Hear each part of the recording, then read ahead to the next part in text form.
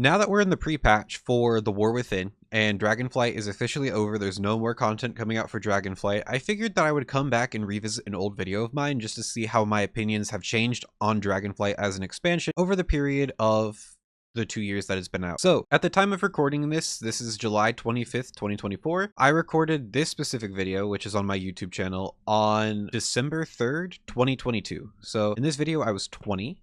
I'm now 22, and the first thing that's very different from this video is I'm 50 pounds down. It may not look like it, but there are slight differences in my face now. Like, that shirt was way too tight on me. There's been a lot of life changes since then. I mean, I'm not going to bore you with this. This is a WoW video, but I just want to see how my thoughts have changed. So without further ado, we're going to get right into it. All right, sorry about that all. Let me turn up the audio. Here are my first thoughts on Dragonflight. Now that it's been out for... Hey everyone, Overlord Moon, back with another video. Today, I'm going to be talking about my initial impressions of the new Dragonflight expansion, now that it's been out for about 5 or 6 days. I don't know why I sound like I'm 14 in this clip, but it is what it is.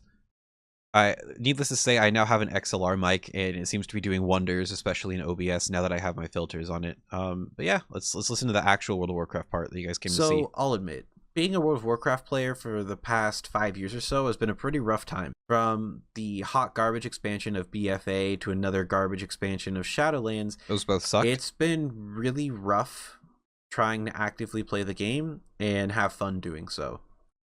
From pointless borrowed power systems to infinite grinds that are designed to just keep you playing even when you don't want to play the game's been in a pretty rough state, and it's been losing players by the day. Going into Dragon... I think I was sick in this photo because holy fuck, I sound so nasally. But yeah, so at least it was 2022.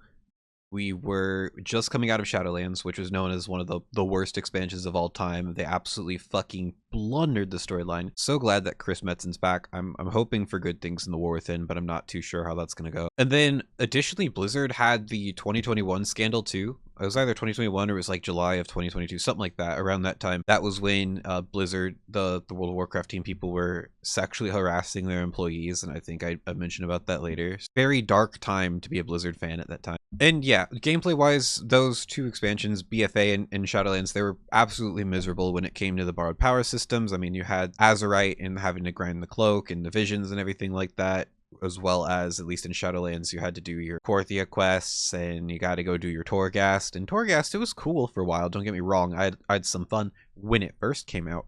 The issue is that it got boring really quickly, and Blizzard really didn't do a whole lot to update it. So let's see what I think about Dragonflight, though. Dragonflight, I think a lot of us had the bar set very low just because of how much Blizzard has been sucking. Granted, they've had some pretty drastic internal changes about 1.5 years ago, and so Dragonflight... My fucking... My jump cuts are so atrocious. It is also our first look at seeing what the majority of a new expansion looks like after having devs that are allowed to just work on the game, and hopefully without being harassed by losers at the workplace.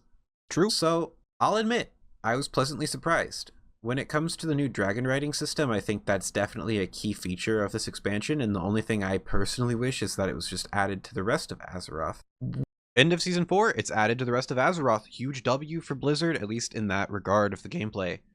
When it comes to getting from point A to point B, some of the most monotonous and boring times that I remember from Shadowlands especially, and the rest of the game in general, is running from quest marker to quest marker, and you just have a lot of dead, wasted time.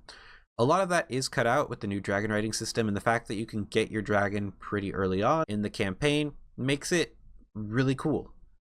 I can travel 1,200 yards or so in like 15 to 20 seconds, where as before it would take me, I don't know, like 5 minutes or so, depending on what type of terrain you're running through and so forth and so on. So it's really cool to see that it's very, I hate to say the word action-packed, but you can go from one place to the next in a very reasonable manner. I also like the way that you can maneuver the dragon. I think that's pretty cool too. It feels a lot like an Elytra in Minecraft. I know I'm so sorry, guys. I have no idea what the hell was going through my mind to compare WoW to Minecraft, but end of the expansion, at least in the movement capacity, now that they've added dragon riding to, I think, almost every mount in the game, if not the majority of them. It's really good. I mean, there's some gameplay mechanics that have really been smoothed out. When it comes to Mythic Plus, I really like what they did when they scaled back the dungeons. So, like, they did the... It's not necessarily like a stat squish per se, but what they did was they sort of consolidated. They made the Mythic 0 about the difficulty of a Mythic 10 and then went up from there. I think that was a very good idea.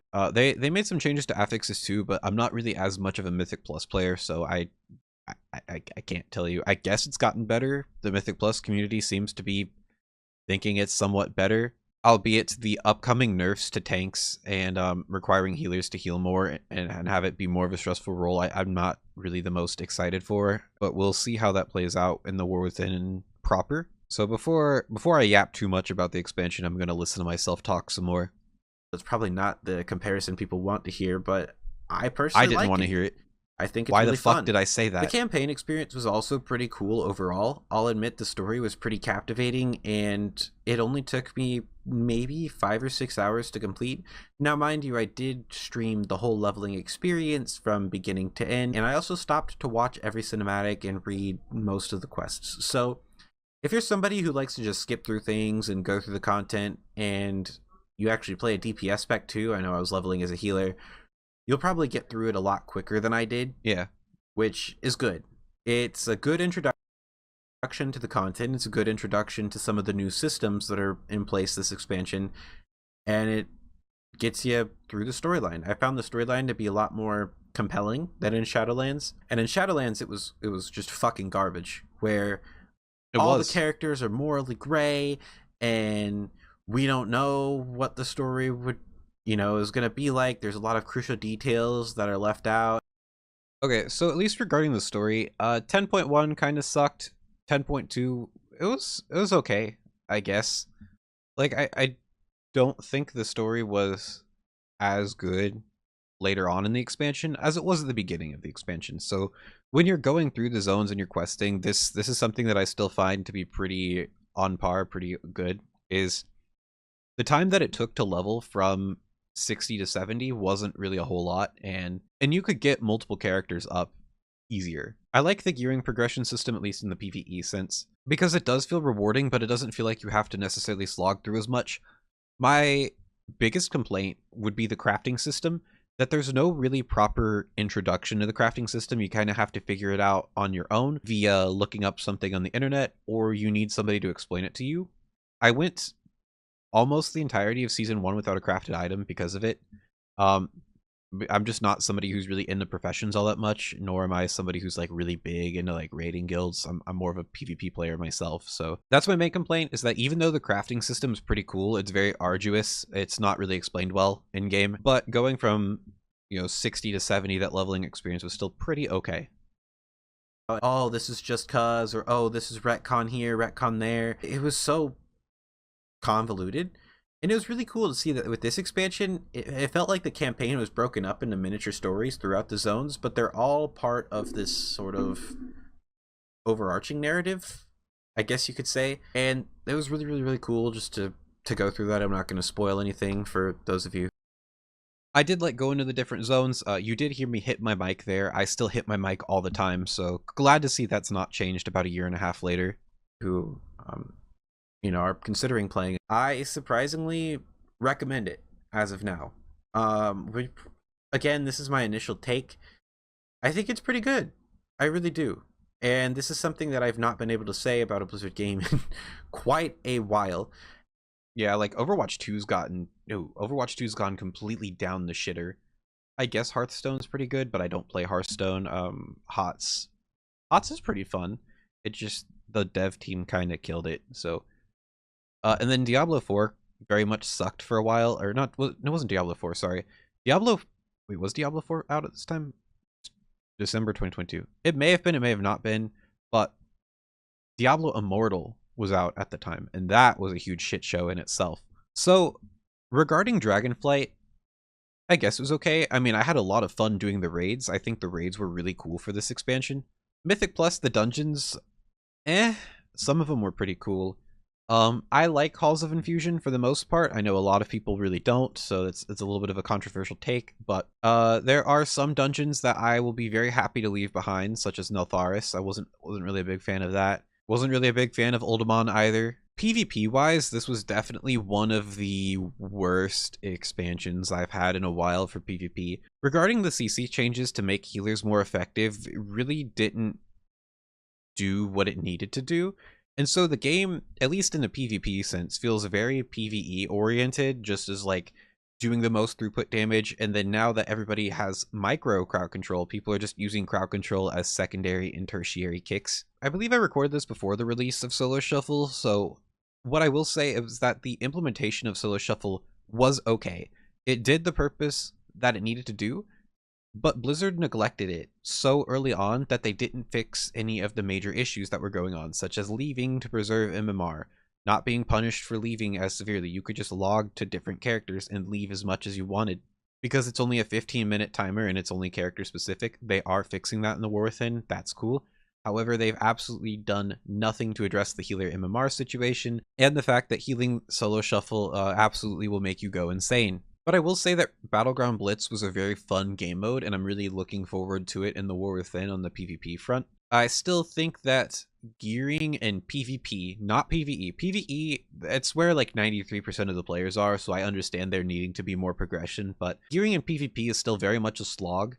If you're trying to get your first character to get geared up, and then having tier sets be so completely random to where you basically had to raid to be effective in PvP, and then with the way that the vaults drop, it's like some players are more powerful than others right off the start. Conquest is capped and it's artificially raised. Then with some people getting tier sets, some people getting weapons, everything being up to chance, that always fucked over the first couple of weeks within a PvP season. And so that combined with the MMR issues made this expansion one of the worst of all time.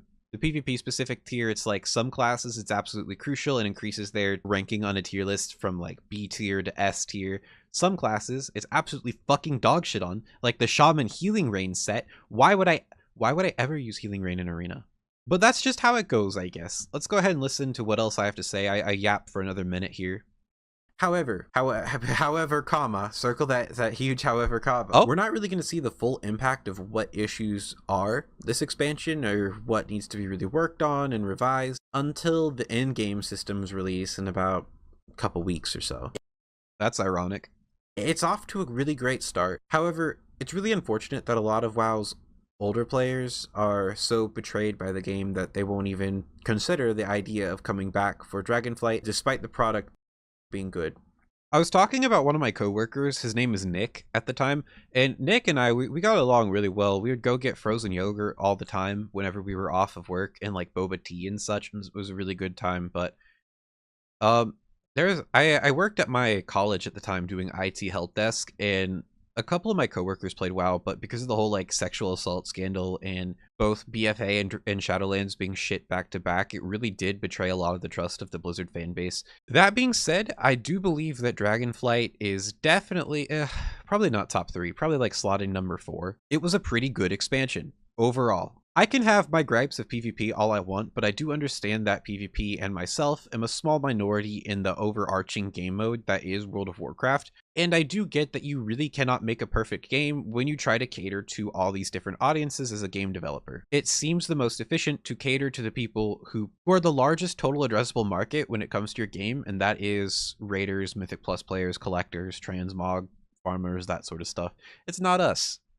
Deserve that? Absolutely. They did sabotage their own reputation over years and years and years and years, and have lost some of their most loyal player base just by screwing them over and not listening to them. So I hope that players are able to give it a shot again, but at the same time I can understand their frustrations with the game. That being said, this is just kind of a short video. I don't really have a whole lot to say about the in-game or profession systems because I personally don't give a shit about professions, but maybe I'll try it out. Maybe I'll Glad to see nothing's changed. make another video on it. But yeah, that's about it for now. Until next time, I'll see you in the next one. Again, final thoughts on the expansion as a whole. It was pretty good. I'm a little bit more excited for World Soul Saga than I was for Dragonflight, just because Dragonflight, the bar was very low for it to clear. But I am concerned going into the War Within because the World Soul Saga, these are expansions that are supposedly being released 1 year apart from each other as opposed to the standard 2. I am scared that because things are getting rushed so quickly, and we've seen this on pre-patch, is that we'll get like a buggy release, a buggy game, and we run the risk of seeing an incomplete product. So that'll do it for today, folks. These are my final thoughts on Dragonflight, and I just thought that I'd do a little funny video reacting to myself, because sometimes when you find old content on your channel, you can make new content. That being said, folks, I hope you enjoyed, and until next time, this is Moon, signing out.